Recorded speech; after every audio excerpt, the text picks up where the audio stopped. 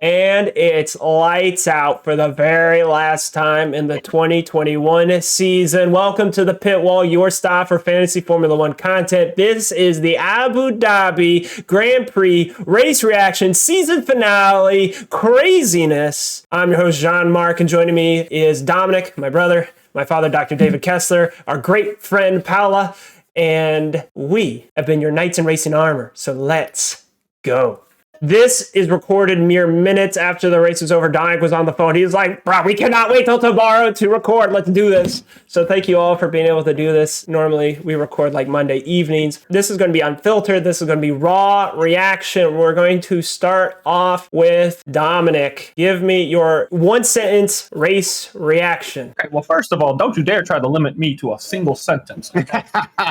I'm going to say what I thought about the race, okay? At the very beginning, they were asking who you think's going to win. And of course, the guys were like, oh, I think it's going to be Hamilton. Or the guy said Verstappen on turn one, and that's all he's going to say. This is a track that's not really known for much passing. I was thinking if Verstappen is going to have any kind of chance, he needs to get off the line well. And wouldn't you know, he does not get off the line well. You could not have asked for a worse start for Verstappen. I was like, okay, so this race might already be shot. And then later we get the thing with Perez, and it was close, and it didn't happen. I was like, okay, well, the race is going to be shot. I'm kid you not. I was this close to actually just not watching anymore. Like, okay, this is over. But then I wouldn't be doing my due diligence. This is a channel about, F1, so I have to watch it till the end. The ending.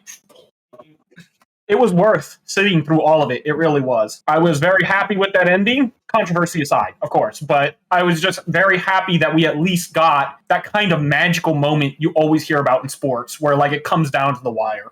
And speaking of that ending, we got some feedback from the previous podcast, and I appreciate Dominick and Paola always joining us. It was just me ranting about Verstappen versus Hamilton, and it's always good to get other perspectives. Paola, I can tell it's been an early, long morning with some draining emotions. Please give us your rundown. How was it?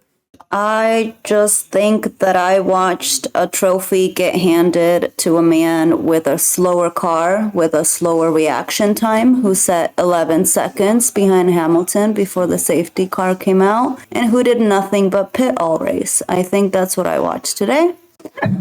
And I watched Lewis overtake the lapped cars. I watched him fight Perez. I watched him have a better reaction time. I watched him do the smart thing of not crashing into Verstappen. I just watched literally a trophy just gifted to a man with lower qualifications all around. I don't know what I just watched. Well, Christian Horner said that the racing gods are going to need to gift them a miracle. I don't know how religious those people in the pits were, but I think it's cool. I mean, maybe they were doing something. I don't know. I will say this, so just so that they don't think I'm just Lewis completely biased. It's not that Verstappen isn't worthy of a championship title. To me, I don't think anybody would argue that. Does he deserve a championship? Yes. But this way, I don't think anyone can say that this was a fair and square win. If you don't think that Lewis got robbed in some way, then to me, you're not looking at the sport and the rules and how they should be respected. And I just don't understand how you can feel good about Verstappen's win if you are a Verstappen fan. You're fanboying way too hard if you don't at least have questions about the results of this race. Yeah. It was like you said before we went live, bro. It's like Verstappen had plot armor and someone had to lose. And like Paola is saying, Hamilton really did nothing wrong the entire race. He got off the line amazing on harder tires, did his pit stops flawlessly. He managed the gap. He even didn't even have any contact with Perez, who did a crazy job trying to block. And then, of course, he could get frustrated about the pit strategy of the team, but the team knew they were on the best strategy the entire race. If Latifi had not crashed, Hamilton would have been able to take his tires home because Verstappen was faster for I think 6 laps. Anyways, Hamilton, he had it covered when they started getting the rubber in. But let me not get ahead of myself. Dad, your rundown, your thoughts. Well, what's Itsy Bitsy's thoughts on the race? What's Itsy Bitsy's thoughts? She just wants some attention. Can you imagine that? I'm sitting in my usual spot and she's here to get attention again. So my initial response or thought was, oh no, Hamilton did his great start and got ahead. And that was surprising to me. Hamilton was on mediums and Verstappen was on soft. I thought the soft should get better grip. He should get off the line. This should be a long-term thing. And right off the bat, it's like, okay, now we have to go on pit strategies. And all year, I believe that Red Bulls have been more aggressive on their pit strategies. They've usually made undercuts and done better than Mercedes. Mercedes has always done better in straight line speed and long-term strategies. Unfortunately, this time, the long-term strategies didn't work out so well for Mercedes. They still had the straight line speed. I think that Hamilton mentioned, was it the wisest thing on the virtual safety car not to pit when Verstappen pitted? So they both have the tires. Had Hamilton pitted first, and he would have been ahead and he would have been protected. So I think that they played a little too safe there because they relied on the speed of the car. And I think it came back to bite them in a way. And I think Hamilton was right when he questioned that. I like American football, and you have the ups and downs in this race. That was very similar. My emotions went up and down, and I can say, okay, now I can see why people like F1. It's not a foregone conclusion just because someone gets ahead, races perfectly for his ability, and then something happens and he doesn't get the championship. I actually took Verstappen and Hamilton off of my fantasy team, which apparently was the wrong thing to do, thinking that they might have an incident like in Silverstone. I thought both of these people are racing for the championship. They're going to be aggressive. Someone's going to potentially crash someone else out. But I give it to both of these guys. As far as the race, I think it was as clean as you can get. They didn't follow the crashing out like previous ones where Schumacher or someone crashed out, and then they didn't win it by that. Verstappen won it by pit strategies and putting soft tires on, and with quite a bit of luck, like Paola was saying, that they let back markers through the safety car and gave Verstappen right behind Hamilton with soft tires and 1 lap to go. Unlikely happening that gave Verstappen the win. It was like a Cinderella story. Like Paola was saying, he led the most laps this whole season, so no one's going to say that he didn't deserve it. And he didn't get it by crashing someone, by saying, hey, I'm ahead. If I crash them out, then I'll win because I'm crashing them out, like, I was concerned about. They'll take the win. They would have liked to dominate the whole race, but they actually pulled it out at the end. And if you're a Verstappen fan, you say, we got lucky, but we'll take it. I'm not going to try to pretend that when Hamilton was racing Perez, a part of me wasn't like, I wonder if Perez might just let his car slide a little bit into Hamilton. Hamilton and Verstappen don't need to be the ones to connect for this race to be over.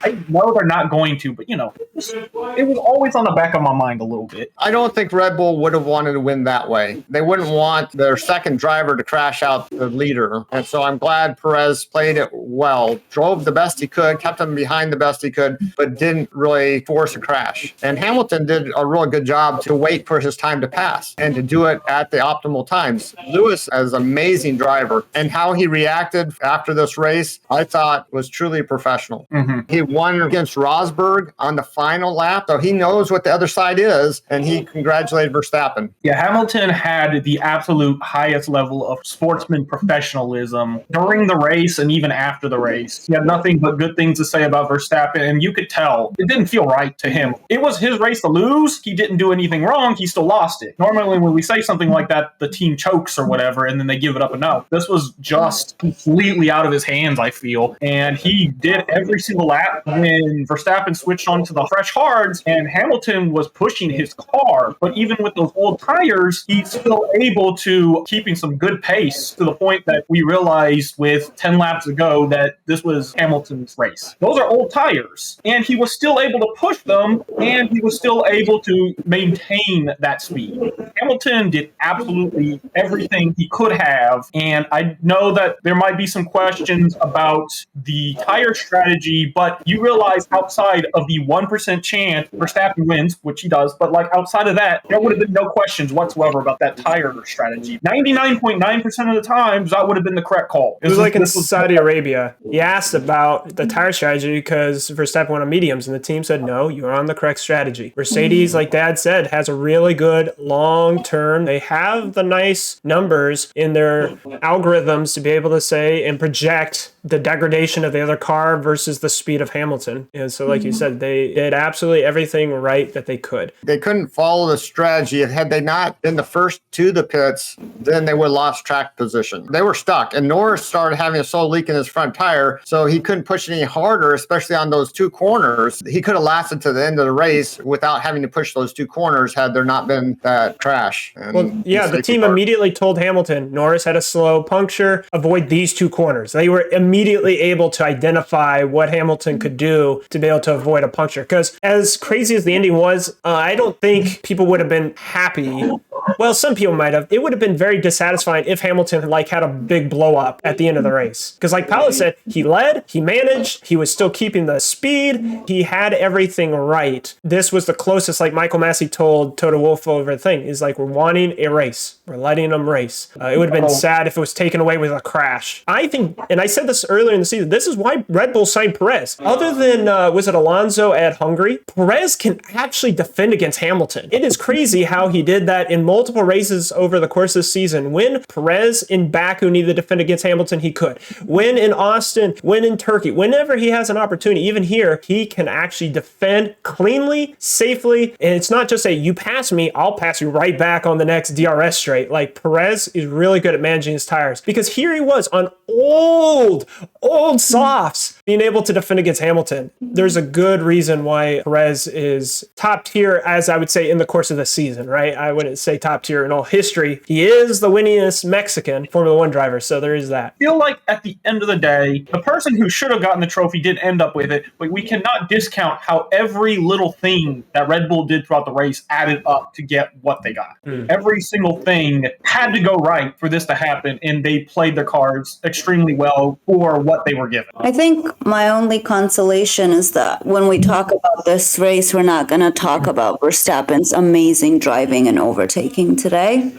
We're going to talk about the strategy. We're going to talk about the safety cars and how that led to him winning. We're not going to talk about his amazing driving, not on this last race, which I think is the only thing that will help me sleep at night tonight. It's true.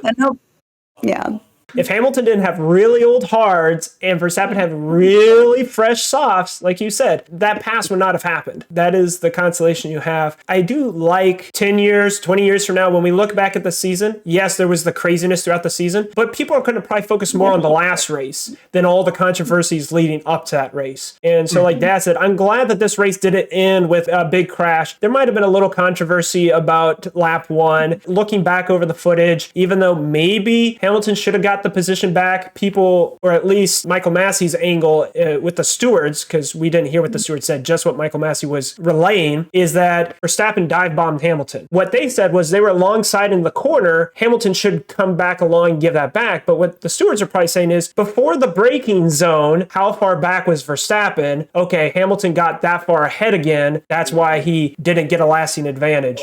And so that could have been a difficulty for Red Bull, but you have to be understanding of it, because what room did Verstappen leave Hamilton? Hamilton did a similar thing in Saudi Arabia, and then in Imola, we had a similar thing between Verstappen and Hamilton. It's like, if you can go all the way to the edge, you've left room, but not really. And so I think that it was good for them to make that call. I don't know if I want to get into this. I might make a full segment, but I have a hypothesis about how Michael Massey was able to get away with the unlapping cars rule, because everyone's pulling out the sporting regs and trying to figure that out. But right now, we're just doing race reaction. So, Paola, you had sent a text asking us what our thoughts on the Verstappen-Hamilton ruling at the beginning of the race. And I said that, I don't check my phone. I didn't want spoilers or whatever. But I was telling my brother at the beginning of the race, if you had asked me, did I think that was the correct call, there were a lot of professionals who were watching, and they said, hey, whether or not Hamilton should have given the place back may be debated. They don't think he gave enough time back. I personally don't think it would have mattered. The sheer pace of the Mercedes during the race, I feel even if he had at some point, he probably would have taken the position back. We saw it last race. Verstappen, when he's ahead, it didn't really seem to matter. Like, Hamilton has the better car, and he would have been able to at some point taken the place back, I feel. So I don't think it really would have mattered in the long run, perhaps. But at the end of the race, I changed. I was like, it didn't matter at the beginning, and obviously it doesn't matter at the end, because the guy that maybe should have gotten first place ended up with first place with a whole bunch of stuff happening. That's my answer. It's like, it didn't matter at the beginning. It didn't matter at the end. That's just how I feel about it. I will say on that end, my take on it was that Hamilton absolutely made the right decision in terms of taking the outside edge versus slowing down. That in that moment, that was absolutely the best decision he could have made, because he was potentially, if he had slowed down, had like 3 cars take. Yeah. So I think Lewis, again, he ran the race perfectly from knowing that he couldn't afford to do that. But I do remember, just as I'm questioning this call at the end of letting the lapped cars go by, I remember at the beginning, I also questioned, which is why I sent the question, like, was that the right call? I think if he had been asked to give the place back, I don't think it would have been the most controversial thing. In terms of like him taking the edge versus slowing down, like Lewis absolutely made the right call. I'd rather be forced to give one place back than have to fight back for. I don't know. I just think we need to be questioning like what happened at the end there, because the way I saw it, and I would have to like rewatch it, but there wasn't going to be overtaking of the lap cars. And at the very last second, with only a lap left, that's the other thing. To me, it's like they made that call with giving them just a lap. It could have been 2. It could have maybe been 3, because it looked like the track was pretty cleared. It's hard to swallow. Yeah, I'd have to rewatch the footage, because it sounds like Latifi's crash caused a lot of debris, so they had to clean that up first, and they had to bring out a crane, and then they had to pull the car away, and then they had to make sure all the stewards are off. And Dominic, you were saying no red flag.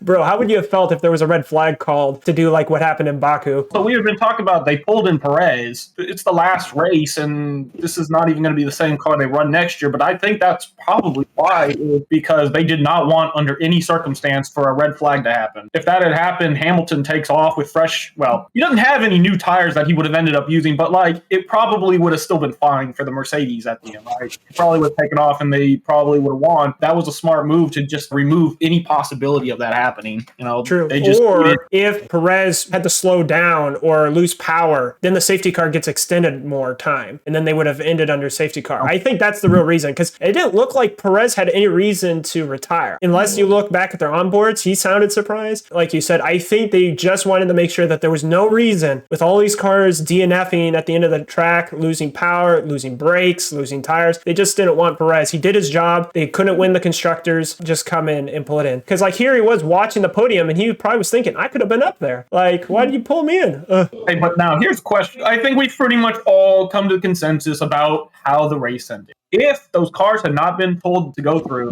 did Verstappen have any chance of winning? Oh, you're saying if there was a restart and those lap cars were still there? If they had not allowed those lap cars to get out of the way and Verstappen had to drive past like 5 cars. All those cars would have had blue flags, so they would have had to move over quickly. With his soft, I think he probably could have caught him, but that's my opinion. I don't think so, because like Hamilton would have pulled away on the main straight, right? And Verstappen would have had to pass 5 cars on that straight. Let's say he's not able to pass all 5 cars on that straight. Now he's stuck behind a car into the dirty air of the first and second corner. Verstappen, he tried to catch Hamilton at that one long straight, and he had no DRS. So maybe he could have got the extra one, but I feel like the only reason Verstappen was able to pass Hamilton was because there was no cars, and he was able to be like a car's length behind Hamilton the whole time. And unless you think otherwise, Dad, I just felt like there would have been way too much of a gap advantage for Hamilton. But that goes to show one reason why they may have let those cars through, because they wouldn't have wanted Verstappen to crash trying to pass 5 lap cars. And that's another thing is, you know how close Verstappen was to Hamilton? It's almost like Hamilton wanted Verstappen to pass him under safety car to get him a penalty, but they were so close. Now imagine if Verstappen had those lap cars. So Hamilton guns, then the car has to react. 5 cars have to react before Verstappen's able to react. And then Verstappen can't pass anyone until he crosses the line. And so, yeah, I think it would have been way too much of a gap. So let's not also forget that they don't have to let him by right away, right? They skip, what is it, 4 blue flags before they have to let him go through? Like, I don't know what standings Verstappen has with the other drivers. I don't know how they would feel about just letting him go. But at the end of the day, it's 1 lap. And there's just too much distance and too many variables with the drivers. I don't think he would have had a chance. Yeah. And I feel like you have to question, like, does that rule make sense? Because it's one thing to give him, like, clear air. It's another to have him go side by side. I don't know how you could make it to even it out more, but there still would have been a significant, like, it was like an 11-second gap. And so it's like, okay, maybe give him the clear air. Have them like slow down their speed. How do you just bump him up right next to the front? Like that's what doesn't make sense to me. Because it could have been somebody else besides Verstappen that was in a similar position. And I think we all would have been like, that's insane. And that's what also gets me. If it had been, I think, anyone other than Verstappen that just happened to be there, close to Verstappen as well, and he had just been like magically bumped up and then won this last race, we would have been livid if a championship had been decided that way. It was because it was Verstappen. Does he deserve a championship? Is he a championship driver? Was he right? Yes. But if it had been anyone else, I think both sides of the spectrum would have been really upset at what happened. Just it's like Toto Wolff, psychologically. after the virtual safety car in both Red Bulls pit, he got on, he's like, Michael Massey, please no safety car. Please no safety car. And of course the commentators are like, can you really be begging the stewards to not do something?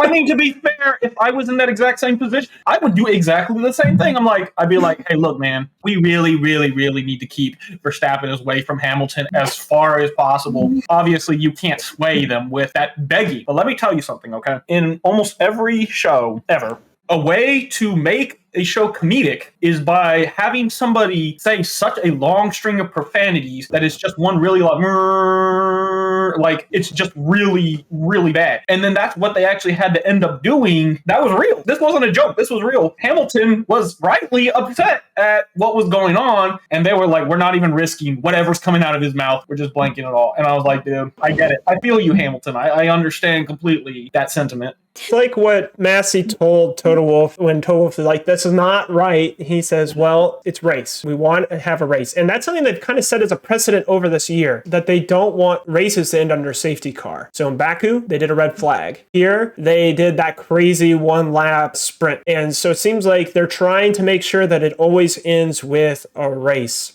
Okay, let's just end with heroes and zeros. And thank you, Paola, so much for doing the time with us. Yeah, after heroes and zeros, I have to do a corners call. Okay, great. So we'll just finish up with heroes and zeros. Everyone else, you'll probably just see like me with maybe Dominick or me with Dad later. I just had to get this reaction. So thank you guys for taking the time. I know this is like 30 hours ahead normally when we do it, but thank you so much.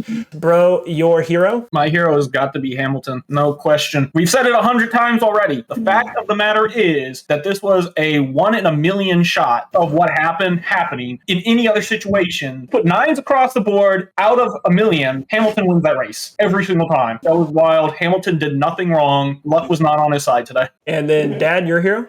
Yeah, it's a toss-up. Perez, for sure, helping Verstappen catch back up with Hamilton. Then Latifi. I don't think he did it intentionally, but without Latifi's crash, Verstappen would not have won. I know we, as a meme, do the Latifi chant, but with all of us here, I think it's only apt to give him that send-off. Latifi. Latifi. Latifi.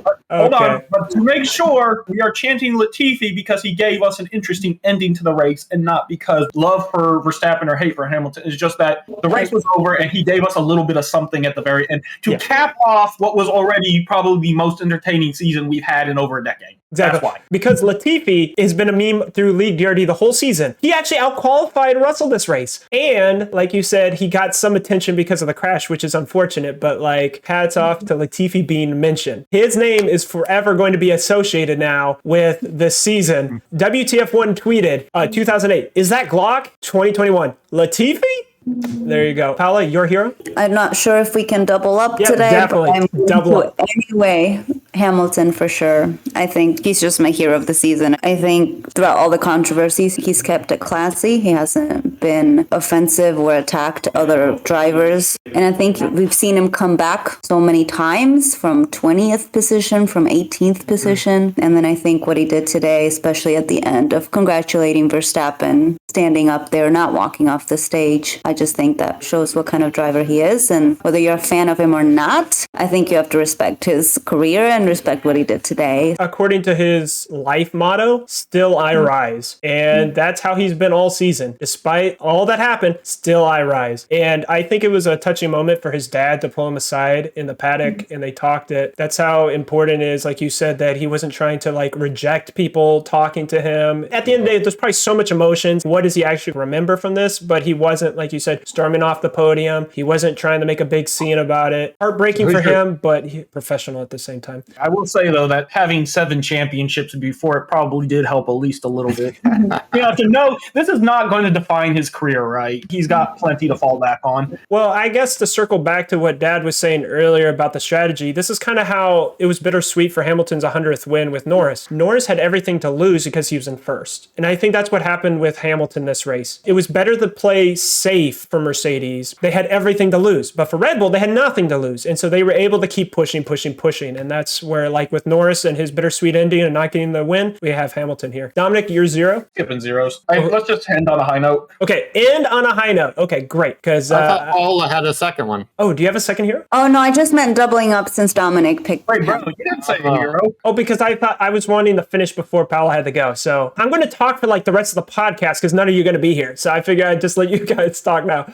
My hero, before the race, Dad and I had projections of either Norris or Perez. So I guess I'm technically doubling up with Dad as well. But Norris to get third in qualifying, that was astounding. And then he I just want to hold back. I don't want to get involved with the guys up front. I just want to let him race. And then, of course, he had problems during the race with his car. Norris to be able to bounce back and still show us that given the right car, McLaren, I think Norris can be winning races next season. Hats off to him. And for Perez, just the class of Perez. I know he came into this team being like a wingman, a number 2 driver. I don't hear him ever complain about that. He was able to get the win at his favorite track in Baku. He was able to get on the podium at Mexico. He did what he was asked and defended flawlessly against Hamilton. I don't think he ever made contact with Hamilton over the course of the whole season. He was really stellar this race and over the season. And it was a shame that I turboed him. They retired him at the end of the race. But at least I can say Perez drove the best he could despite the DNFs and the problems that he might have had. Hats off to Perez.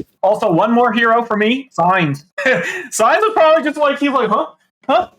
He's like, well, I guess I'll just end in third. Yeah. Yep. Like, he had a solid drive. It just happened. He just got in the podium. He's like, I'll take it, man. So, hats off to him. Hats off to him, So, yeah, just Sainz did what he had to do, man. Good stuff.